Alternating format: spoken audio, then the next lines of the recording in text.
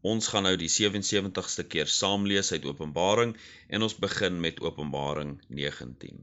En ek het 'n groot stem uit die tempel aan die 7 engele hoor sê, gaan gooi die skale van die grimmigheid van God op die aarde uit. Toe gaan die eerste een weg en gooi sy skaal op die aarde uit. En kwaai en bose swere het aan die mense gekom wat die merk van die dier gehad het en sy beeld aanbid het. En die tweede engel het sy skaal op die see uitgegooi, en dit het bloed geword soos van 'n dooie. En al die lewende wesens in die see het gesterwe. En die derde engel het sy skaal uitgegooi op die riviere, en op die waterfonteine, en dit het bloed geword. En ek het die engel van die waters hoor sê, regverdig, Here, is U wat is en wat was, U die Heilige, omdat U hierdie oordeel uitgevoer het. Want hulle het die bloed van heiliges en profete vergiet, en U het aan hulle bloed gegee om te drink, want hulle het dit verdien. En ek het 'n ander een uit die altaar hoor sê, ja, Here God, Almagtige, veragtig en regverdig is U oordeele. En die vierde engel het sy skaal op die son uitgegooi, en daaraan is dit gegee om die mense met vuur te skroei. En die mense is geskroei met 'n groot hitte, en hulle het die naam van God gelaster wat mag het oor hierdie pla, en hulle het hul nie bekeer om hom heerlikheid te gee nie. En die vyfde engel het sy skaal uitgegooi op die troon van die dier, en sy koninkryk is verduister, en hulle het hul tonge gekou van pyn, en hulle het die God van die hemel gelaster oor hulle pyne en oor hulle swere, en hulle het nie bekeer van hulle werke nie. En die sesde engel het sy skaal uitgegooi op die groot rivier die Eufraat, en sy water het opgedroog sodat die pad van die konings van die ooste afkom reggemaak kon word. En ek het uit die bek van die dier of draak, en uit die bek van die dier en uit die mond van die valse profeet 3 onreine geeste soos paddas sien kom. Want dit is geeste van duiwels, wat tekens doen, wat uitgaan na die konings van die aarde en die hele wêreld om hulle te versamel vir die oorlog van daardie groot dag van die Almagtige God. Kyk, ek kom soos 'n dief, salig is hy wat waak en sy klere bewaar, sodat hy nie miskien naak rondloop en hulle sy skaamte sien nie.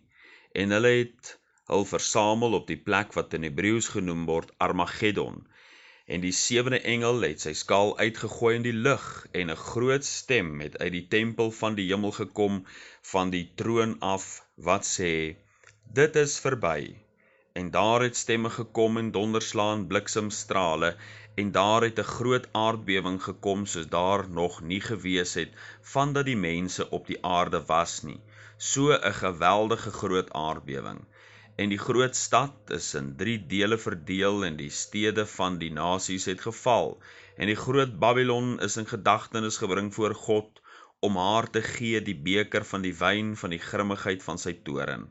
En alle eilande het gevlug, en berge is daar nie gevind nie, en groot haal omtrent 'n talent swaar het uit die hemel op die mense geval, en die mense het God gelaster oor die plaag van die haal, omdat sy plaag ontsettend groot was. Ek wil net weer daarop wys dat die groot verdrukking die toorn van die lam genoem word, Openbaring 6 vers 16. Dit is ook gepas aangesien een van die redes vir die groot verdrukking is die afrekening met God se vyande. So lei die messiaanse Psalm 110 dat die vyande van die Messias onder sy voete gestel sal word, Psalm 110 vers 1. Dit is hier dieselfde Psalm waarna Jesus verwys toe hy die Fariseërs aangaande homself wou onderrig, Matteus 22 vers 44. Selfs Petrus op Pinksterdag verwys na Jesus, wie se vyande onder sy voete gestel sal word, Handelinge 2 vers 35. Die sondige wêreld mag dink dat hulle die finale sê aan die kruis gehad het. Dat hulle die hef in die hand het omdat hulle met Jesus Christus afgereken het, maar helaas, hy sal die laaste sê in die saak van sonde en oordeel hê. Hy sal met elkeen se ongeregtigheid afreken, so sal hy die mense seun sy sekel inlê en sy vyande van die aarde afoes, Openbaring 14 vers 15. Hebreërs 10 vers 12 en 13, maar hy het, nadat hy een slagoffer vir die sondes gebring het, vir altyd gaan sit aan die regterhand van God en wag nou verder, totdat sy vyande gemaak is 'n voetbank van sy voete. Die groot verdrukking is 'n stelselmatige afbreek van God se vyande. Hulle, die vyande van God, het natuurlik nie nodig gehad om God se vyande te wees nie.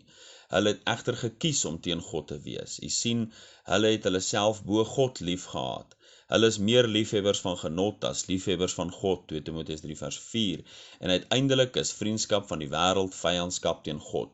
So het God hulle laat waarsku, wie dan 'n vriend van die wêreld wil wees, word 'n vyand van God, Jakobus 4 vers 4. Die 7 laaste pla sal die volëinding van God se grimmigheid wees op die bewoners van die aarde, Openbaring 15 vers 1. Die vorige hoofstuk het die toneel geskets. Een van die 4 lewende wesens het aan 7 engele elke goue skaal gegee vol van die grimmigheid van God, Openbaring 15 vers 7. Die tempel wat in die hemel is nou vol rook, as 'n teken van God se oordeel wat op hande is. Dan uit hierdie tempel kom daar 'n groot stem, wat nou aan die 7 engele opdrag gee om hulle skale op die aarde uit te gooi, Openbaring 16 vers 1. Kyk nou hoe die engele een vir een God se grimmigheid op die aarde uitgooi. Alhoewel die een plaag op die ander volg, hou die een egter nie op nie, maar word al 7 bymekaar gevoeg. Ons sal by volgende geleentheid een vir een deur die pla begin werk.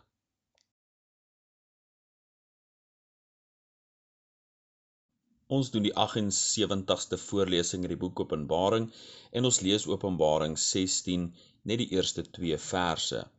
En ek het 'n groot stem uit die tempel aan die 7 engele hoor sê, gaan gooi die skale van die grimmigheid van God op die aarde uit. Toe gaan die eerste een weg en gooi sy skaal op die aarde uit, en kwaai en bose swere het aan die mense gekom, wat die merk van die dier gehad het en sy beeld aanbid het. 2 byvoeglike naamwoorde word gebruik om die aard van die swere te beskryf. Hierdie is nie enige soort sweer nie. Dit is kwaai en boos. Die oorspronklike woorde is reg vertaal in Afrikaans om te beteken dat hierdie swere kwaadaardige, bose swere is.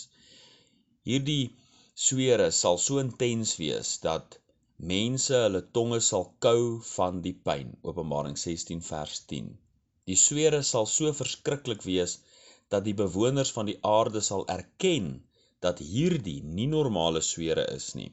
Want wanneer hulle liggame deurtrek is met swere, sal hulle dieselfde tong wat hulle kou gebruik om God te laster oor die geweldige foltering wat hulle van hierdie swere beleef. Openbaring 16 vers 11. Die medisy in ons dag neem toe met rasseskrede. Dit is net 'n paar jaar gelede dat hulle gate in jou kop met handbore gedraai het om hoofpyn te verlig. Baie ander mense se tande is almal getrek met die hoop op beter gesondheid. In 2022 maak die farmaseutiese industrie 1,48 triljoen Amerikaanse dollar. Die medisy het hoogs gespesialiseerde prosedures en operasies waarmee hulle die mens dien tot 'n beter kwaliteit lewe. Daar sal egter geen antwoord uit die medisy wees vir die kwaai en bose swere wat die mens gaan tref in die groot verdrukking nie. Net soos met die 6ste plaag, toe swere Egipte getref het onder God se hand van oordeel, die swere het soos blare aan hulle liggame geword. Dit spreek van iets wat erg is wat hulle getref het. Die gekrap, die gejuk, die gestink van sweersappe.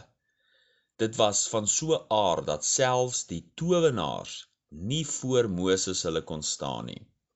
Net soos Moses en Aaron en die volk nie een bose sweer op hulle gehad het nie, sal die teikengroep van hierdie goue skaal ook nie die kinders van die Here wees nie, maar elke mens wat die merk van die dier gehaat het en sy beeld aanbid het, sê vers 2.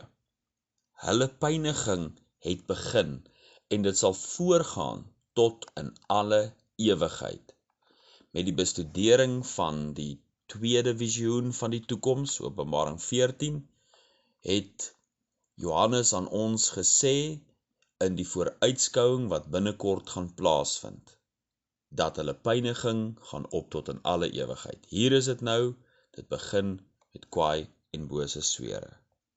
Openbaring 14 vers 9 tot 11 en 'n derde engel het hulle gevolg en met 'n groot stem gesê, as iemand die dier en sy beeld aanbid en 'n merk op sy voorhoof of op sy hand ontvang, sal hy self ook drink van die wyn van die grimmigheid van God, wat ongemeng ingeskink is in die beker van sy toorn. En hy sal gepynig word met vuur en swavel voor die heilige engele en voor die lam, en die rook van hulle pyniging gaan op tot in alle ewigheid. En hulle het dag en nag geen rus nie, hulle wat die dier en sy beeld aanbid, en elkeen wat die merk van sy naam ontvang. Die eerste skaal in die 7 laaste skale, die laaste pla, is kwaai en bose swere, en nou het die oordeel van God op die ongeregtige begin, en dit sal uitloop in die ewigheid.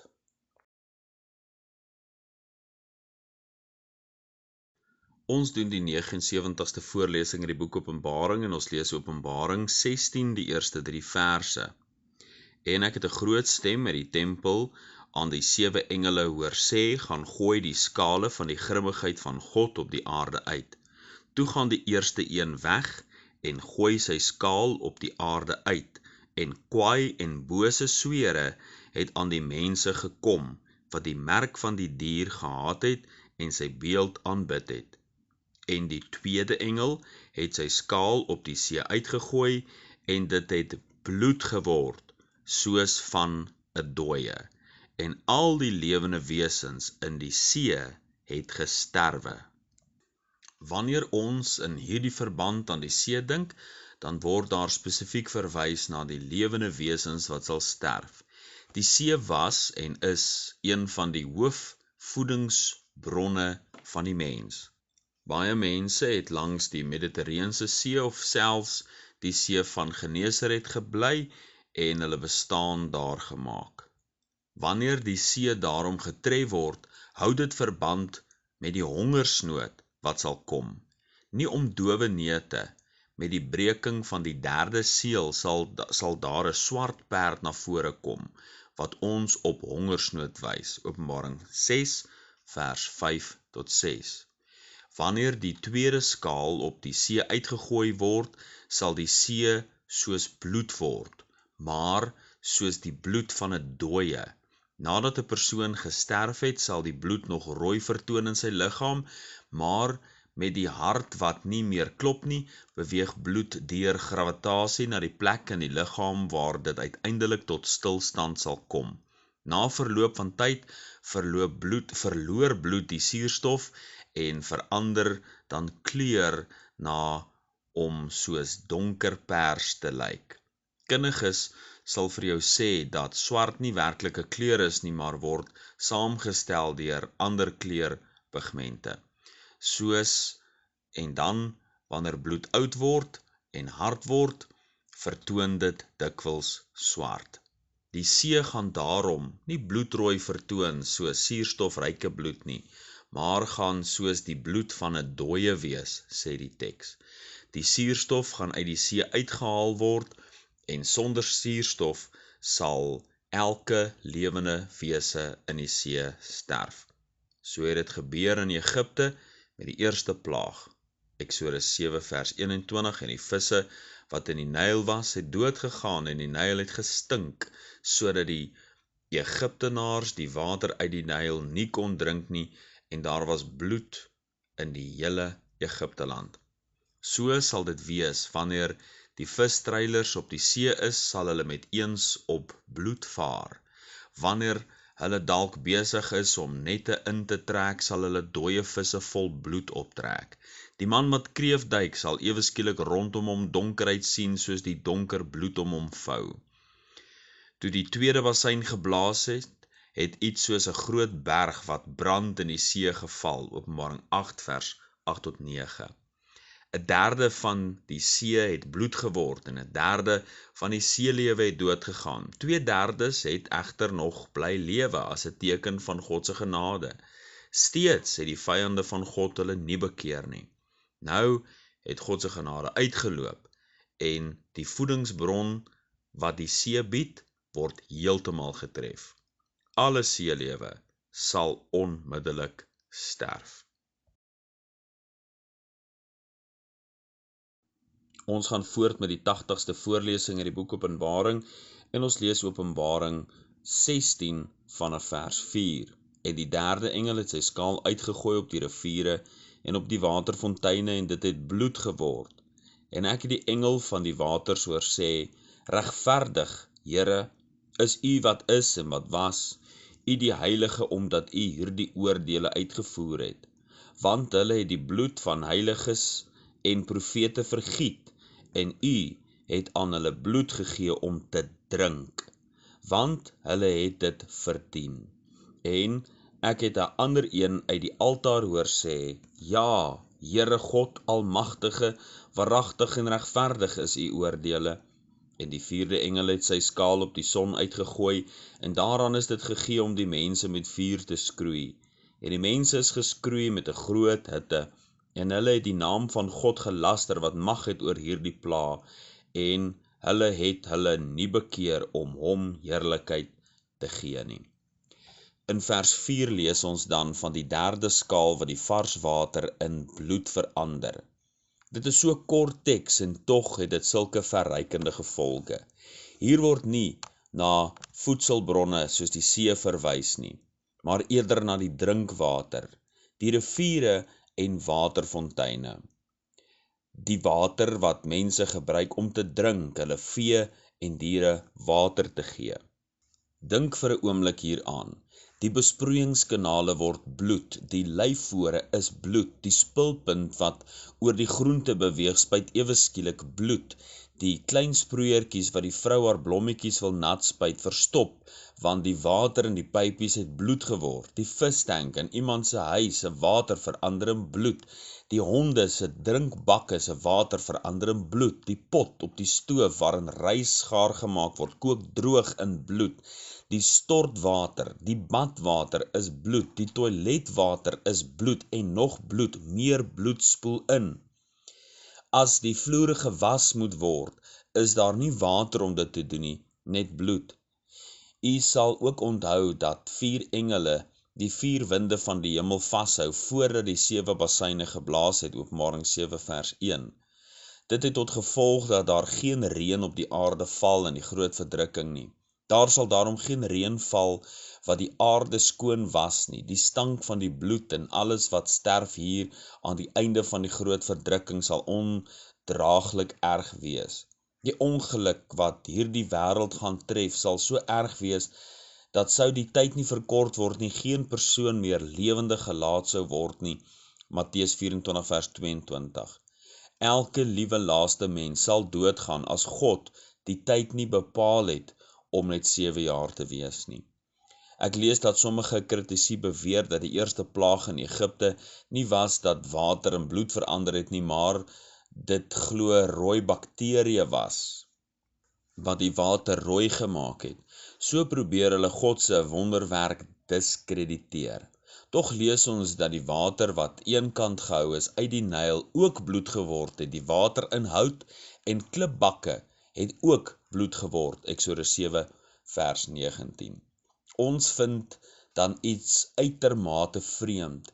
Hierdie derde skaal wat uitgegooi word, ontketen 'n reaksie by die engele.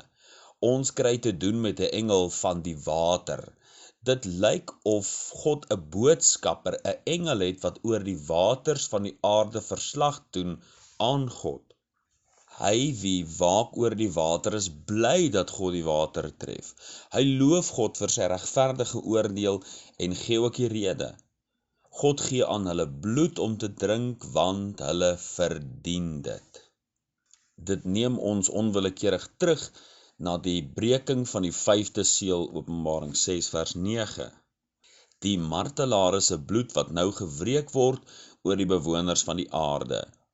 Hulle het bloed vergiet, nou laat God hulle bloed drink. Hier is dit nie meer 'n vooruitskouing nie, maar nou word hulle bloed gewreek op God se vyande. Net soos die martelare voorgebid het, Openbaring 6 vers 10. Dit is nie die einde nie. 'n ander engel uit die altaar beaam hierdie eerste engel wat oor die water is 'n proklamasie. Dit is dieselfde altaar waarvan ons lees waaronder die martelare in hoofstuk 6 moes wag. Dit is hierdie altaar waaruit 'n engel gekom het toe hy die engel met die skerp sekel toegeroep het om sy sekel in te lê en die wingerdstok van die aarde af te oes. Openbaring 14 vers 18 en vers 19. Ons is dikwels hartseer oor God se oordeel oor die wêreld, wanneer die wêreld deur pes en plaag getref word, maar daar sal 'n dag aanbreek wat ons saam met die engel sal juig oor die regverdige oordeel van God. Ons moet eintlik nou al ons verheug in God se komende oordeel. Ons verheug ons nie in die feit dat mense verlore gaan nie, maar saam met die engel loof ons God wanneer elke mens net ontvang wat hy of sy verdien.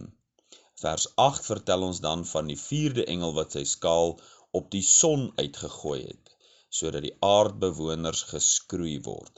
Mense het dikwels natuurlike redenasies vir alles wat in die natuur plaasvind. As God as skepper word hy ontken en word nie geëer nie, maar die mens soek dan na allerhande natuurlike redenasies van hoe die wêreld ontwikkel het na 'n kwansyse kosmiese ontploffing en dies meer. Vandag, as die weer omgekrap is, dan is dit weens aardverwarming, sê hulle. Mense sal soos met water in bloed wat gemaak word as rooi bakterieë, so sal hulle seker vir ander dinge ook natuurlike antwoorde soek. Maar die oomblik as iets buite ons atmosfeer gebeur, dan is dit asof die mense oë oopgaan om te weet dat dit God is wat hulle oordeel. Ons lees aanvanklik nie dat die mense God laster oor die bose swere nie, maar eers toe die son aangetas is dat hulle God begin laster het. Hulle weet nou dat hierdie is bonatuurlik en hulle het geen antwoord vir dit behalwe om ten hemele te vloek nie. Die son brand teen 5600 grade Celsius op sy oppervlak. In sy kern beweer kundiges dat dit tot 15 miljoen grade Celsius brand. Ons weet nie hoe warm God die son sal aandraai nie, maar wat ons wel weet is dat dit 'n geweldige hitte en hittegolwe op die aarde sal veroorsaak, soos nog nooit tevore nie. Daar is nie water om te drink nie, die swere bring reeds geweldige ongemak by die mens, en om dit alles te kroon sal die ongemak aangevuur word deur die son wat uitermate brand. Daar is nie reën op die aarde nie. Die veld is reeds droog. Gras en blare sal buitengewoon vlambaar wees. Veldbrande weens die bassyne wat geblaas het, is reeds aan die orde van die dag. Maar nou nog meer. Mense self gaan geskroei word. Dit beteken die oomblik as hulle koppe by die deur sou uitsit, sal die ultraviolet radiasie so hoog wees dat hulle letterlik gebrand word weens die intense hitte van die son. Wanneer hierdie gevaarlike sonstrale mense se reeds sweerbedekte liggaam penetreer, kan ek myself nie indink watter pyn dit moet veroorsaak nie. Hoe dink ek nie nou aan die uitnodigings van Jesus wat so dringend, so ernstig uitgegaan het nie? Het hy nie uitgeroep dat almal na hom toe moet kom wat vermoeid en belas is, sodat hy hulle rus kan gee nie? Matteus 11 vers 28. Het hy nie op die laaste dag van die fees uitgeroep, as iemand dors het, laat hom na my toe kom en drink.